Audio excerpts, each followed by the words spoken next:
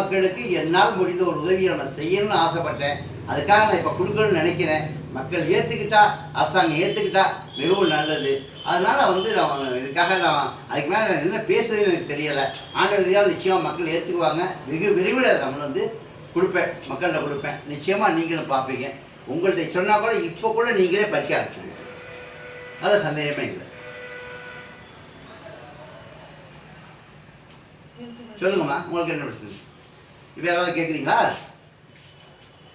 கேளுங்க, ஒன்றும் பிரச்சனை கேளுங்க. சந்தேகப்பட்டு தான் கேட்கணும். எனக்கும் சில சந்தேகம் இன்னும் இருந்துட்டு தான் இருக்கு. நீங்கள் இவ்வளோ பேசியும் ஆனால் சந்தேகம் இருக்குது. இது உண்மையா அப்படிங்கிறது என்னால் நம்ப முடியல. இன்ன வரைக்கும் நீங்கள் எவ்வளோ சொன்னாலும் அது முடியுமா? எத்தனை ஆயிரம் வருஷமாக இருக்குது தமிழ். அதை நீங்கள் புதுசாக சுருக்கியிருக்கீங்க அப்படின்னு சொல்லும்போது எல்லாருமே சந்தேகத்தோடு தான் பார்ப்பாங்க. எனக்கும் அதுமாதிரி சந்தேகம் இருக்க தான் செய்யுது. நீங்கள் எப்போ சீக்கிரம் வெளியிட்டுருங்க, அப்போ தான்